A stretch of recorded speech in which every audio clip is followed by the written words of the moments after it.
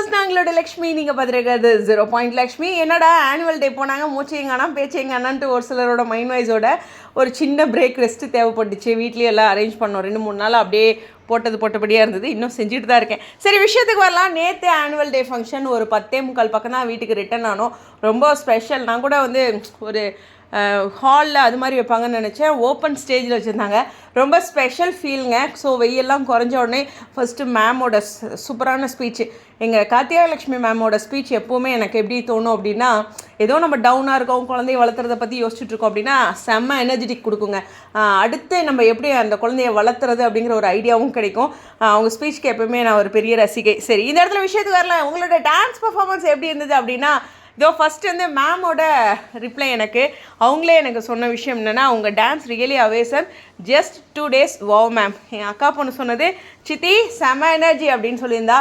Seriously நான் வந்து 4 பேர் சூப்பராக ஆடுறாங்க, நான் ரொம்ப சுமாராக தான் ஆடுறேன், ஸ்டேஜில் போய் என்ன பண்ண போகிறேன்னு தெரிலன்னு சொன்னேன்னா ஒரே ஒரு விஷயம் சொல்கிறேன். டெய்லியும் நைட்டு 11 மணிலேருந்து 10 மணிலேருந்து 1:45 வரைக்கும் 2-3 நாளும் வந்து டெய்லி நைட்டு வந்து நான் ப்ராக்டிஸ் எடுத்தேன். பிரணவ் தூங்க வச்சுட்டு ஹெட்செட் போட்டுட்டு நான் இப்படி தான் ப்ராக்டிஸ் எடுத்தேன்.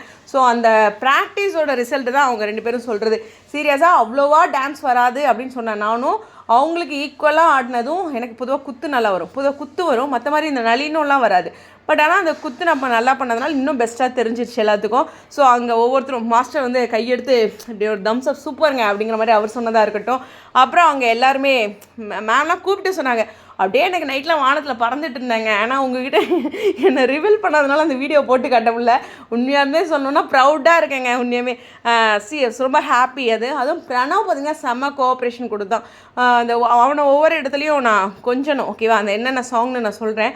ஃபஸ்ட்டு வந்து என்னுடைய செலெக்ஷன் அப்படின்னா, ஃபஸ்ட்டு சாங் வந்து சிறுத்தை மூவியில் அந்த ஆராரிராரோ, அது அந்த மூச்சுப்பட்டா நோகம்னு அந்த சாங் இருக்கு இல்லையா, அதில் அந்த ஒரு பீட்டில் பார்த்திங்கன்னா அவங்க கையில் எடுத்து நம்ம நெத்தியில் முத்தம் கொடுத்து ஒரு செம்மையாக இருக்கும்.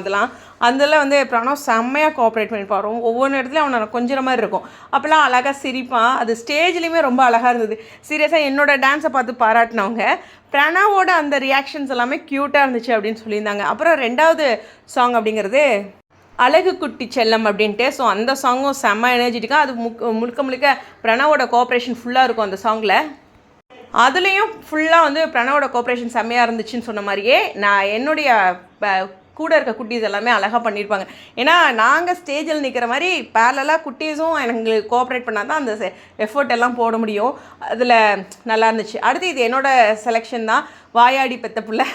எனக்கு அது நான் ரொம்ப வாய் பேசுவேன்ல, அதனால் வாயாடி பெத்த புள்ள அந்த லைனுக்கு இருக்கும். இருந்தாலும் இது பாய் ரிலேட்டடான, குட்டி பையன் ரிலேட்டடான, இதில் கேர்ள் பேபி ரிலேட்டடாக இருந்தாலும் நாங்கள் போட்டுக்கிட்டோம். அதில் பார்த்திங்கன்னா ரொம்ப எனக்கு ஸ்பெஷலான விஷயம், அவனை தூக்கிலாம் கொஞ்சம் மாதிரி இருக்கும் ஸ்டேஜில். அப்படியே தூக்கி அந்த பக்கம் இந்த பக்கம் அவனை தூக்கி ஆடுற மாதிரி இருக்கும். நான் நல்லா தூக்கி ஆடுறேன் அவனை அதிகமாக. மற்றவங்களுக்கு கூட கொஞ்சம் கேஜிஸ் டிஃப்ரெண்ட் ஆகும், ஜூனியர் சீனியர் கேஜிலாம் இருக்கும். நான் கொஞ்சம் ஈஸியாக அவனை தூக்கி இது பண்ணிட்டேன். அந்த சீன்லாம் எனக்கு ரொம்ப பிடிச்சிருந்தது. கடைசியாக எங்களுக்குன்னு மட்டும் 3 சாங்கா, அப்புறம் 4வது சாங் வந்து பிரணவ் இல்லாமல் குட்டீஸ்லாம் இல்லாமல் நாங்கள் ஆடுறது. அது பார்த்திங்கன்னா செம்மையாக இருக்கும். அந்த இதுவும் விசில் போடு.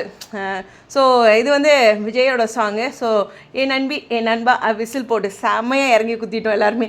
ஸோ கேர்ள்ஸ் வந்து மற்ற 4 பேரும் வந்து வேறு லெவலுங்க. உண்மையாகவே சொல்லணுன்னா அவங்க கூட அந்த ஸ்டேஜை லைஃப் டைம் மெமரியில் பகிர்ந்துக்கிட்டதில் ரொம்ப சந்தோஷம். ஒரு கொஞ்ச நாள் பழகினாலும் ஒரு சிலர் வந்து ரொம்ப க்ளோஸ் ஆவாங்க இல்லையா, அது மாதிரி ஒரு நல்ல ரொம்ப நாள் பழகின ஒரு ஃபீல், அது மாதிரிலாம் ரொம்ப மரியாதையோட அது மாதிரி இருந்தாங்க. ஸோ ரொம்ப ஸ்பெஷல் தேங்க்ஸ் வந்து மாஸ்டருக்கும் அதை கோஆர்டினேட் பண்ண மேம்க்கெலாம் தான். ஸோ அது மாதிரி ஒரு அழகான ஸ்பேஸ் வந்து ஸ்கூல் ஏற்படுத்தியிருக்காங்க.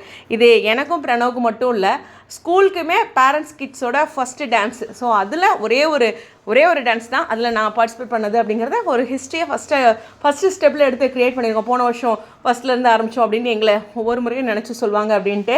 ஸோ பயங்கரமாக கடைசி பாட்டெலாம் முடிச்சுட்டு ஒரு 2-3 நிமிஷம் மூச்சு விட முடியல, அந்தளவுக்கு பயங்கரமாக இறங்கி குத்திட்டோம் அப்படின்னு தான்.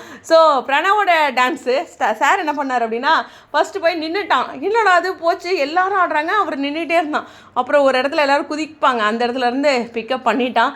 அவனோட டான்ஸ் வந்து என்ன சொல்ல, நான் வீடியோ ஃபோட்டோ எதுவுமே எடுக்கல. அவனோட ஃபஸ்ட்டு நான் பார்க்கணும் அப்படின்றது, அவனோட ஈச் அண்ட் எவ்ரி ரியாக்ஷன் பார்க்கணும் அப்படின்ட்டு சொன்னாங்க. ரொம்ப நல்லா பண்ணியிருக்கான், ஃபஸ்ட்டு ஒரு ஸ்டேஜ் ஃபியர் இல்லாமல் இருக்கான் அப்படின்ட்டு. அது மாதிரி ஒவ்வொரு விஷயமும் இருக்குது. அப்புறம் ஒரு இதுக்கெலாம் வந்து கை பண்ணிட்டு வச்சுட்ருப்போம், ஷேக் பண்ணாமல் இருப்பான். அந்த பொசிஷன் புரியுது. அதே மாதிரி எல்லாத்தோடவே அந்த ஸ்டெப்பை ஃபஸ்ட்டாக குயிக்காக கீழே குமிறது நிமிறது அதெல்லாமே பண்ணிவிடுவான். ஆனால் அவ்வளோ ரியாக்ட் பண்ண முடியல அவனால். ஆனால் அந்த குதிக்கிறது மற்ற இடத்துல மறுபடியும் பிக்கப் ஆகி வந்தான். ஸோ ஓகே, ஏன்னா நான் எப்போவுமே சொல்கிறது தான், 3 years 1 month கிட்டு, மற்றவங்க எல்லாருமே அங்கே 4 years வரைக்கும் பெரிய பசங்களாக இருக்காங்க. ஸோ அப்படியே அவங்க எல்லாத்தையும் கம்பேர் பண்ணலை. பட் இருந்தாலும் அவன் இன்னும் கொஞ்சம் சின்ன பையன்தான் அப்படின்ட்டு, ஃபஸ்ட்டு ஸ்டேஜ் தான் அப்படின்ட்டு அது மாதிரி சில விஷயங்களில் ஓகேன்ட்டு நான் நினச்சிட்டேன். இது மாதிரி நிறையா பியூட்டிஃபுல்லான மெமரிஸ் இருந்தது. சீரியஸாக ஹானஸ்ட்டாக சொல்லணுன்னா, இங்கே பாருங்க என் டான்ஸ் அப்படின்னு உங்களுக்கு போட்டு காட்ட முடியாமல் கையை கட்டிக்கிட்டு நான் இருக்கேன். 2 விஷயம். ஒன்று, அந்த பாட்டெல்லாம் காப்பரேட்ஸில் வந்துடும். 2வது, நம்ம தான் ஃபேஸை ரிவீல் பண்ணவே இல்லையே அப்படிங்கிறது தான். பட் நான் உண்மையுமே சொல்லணும் அப்படின்னா, அவனோட ட்ரெஸ் அயன் பண்ணும்போது பாருங்கள், வாஷிங் மிஷின்லாம் போட்டும் ஒரு 100 ரூபா மிச்சம் இருந்துச்சு, அந்த ட்ரெஸ்ஸில் இருந்துச்சு. அது எங்கள் அப்பா எனக்கு ப்ளஸ் பண்ணி கொடுத்த மாதிரி ஃபீல் பண்ணேன். அதே மாதிரி நான் நல்லா பண்ணேன்னு சொல்லும்போது ஜிபி ஃபேமிலி எல்லாருமே ப்ரே பண்ணுங்கன்ல, அந்த எனர்ஜி தான் அங்கே மிஸ் பண்ணாமல், ஒரு இடம் கூட ஒருத்தரையும் நான் பார்க்காம ஃபுல்லாக கம்ப்ளீட்டாக கரெக்டாக ஆடினேன் அப்படிங்கிறது ஃபஸ்ட்டு டைம், ஃபஸ்ட்டு ஸ்டேஜ். அதில் அங்கே யாருமே அப்படி கிடையாது.